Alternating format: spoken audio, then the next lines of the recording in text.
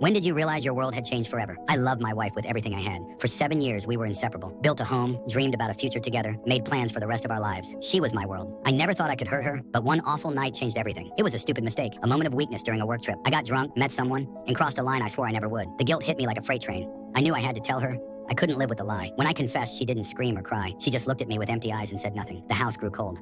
The way she looked at me shifted, like I was a stranger who had shattered something sacred. She completely changed. Our dog, usually her shadow, started following me instead. Every day, the silence between us grew heavier. I begged her to talk, to tell me what she was feeling, but she just withdrew deeper. Then one morning I woke up and she was gone. No note, no message, just empty rooms and a locked front door. I searched everywhere. Her phone went straight to voicemail. Her family didn't answer my calls. Her friends avoided me like I was contagious. All her social media accounts vanished or blocked me. It felt like the ground beneath me was collapsing. Days bled into weeks. I barely ate. I stopped leaving the house except to go to therapy, where I broke down in every session. But nothing helped. I couldn't escape the crushing weight of loneliness and regret. I wasn't the perfect husband. I was wrong. But her silence, her disappearance, it crushed me in ways I didn't expect. I thought maybe time would heal us, that she would come back, but she never did. Then the divorce papers arrived. They came through a cold, distant lawyer. No contact from her, no explanations, just the legal end of what we had. I fought to keep any connection, any hope, but she refused. Every attempt to reach her was blocked. The woman I loved had erased me from her life completely. The house felt like a tomb. I stopped caring about my job, my friends, even my dog, barely surviving day to day, haunted by what I had lost and what I had done. Months passed, and I was barely holding on. My old friend Rob was the only person I could talk to, and one night after too many drinks,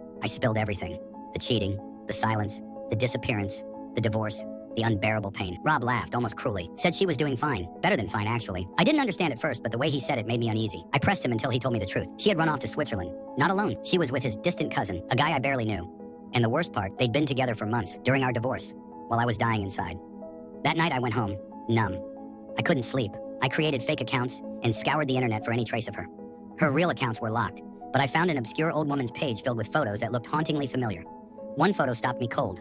2 hands intertwined on a wedding day, one with bright sunflower yellow nails, her favorite color. I dug deeper and found her profile through tagged photos I wasn't supposed to see. There she was, smiling next to a blonde, blue-eyed man who didn't even look like someone she'd usually go for.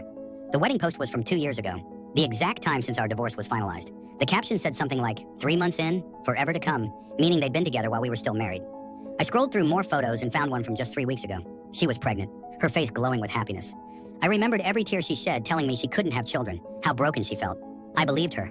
I never doubted. Sitting there in the dark, staring at the screen, everything I thought I knew shattered. Was she lying all along? Had she already moved on before I even admitted my mistake? My heart broke again, but this time, it wasn't just regret. It was betrayal of a deeper kind, the kind that twists your soul and makes you question every memory. I thought I loved her. I still do in some way, but now I don't know who she really was.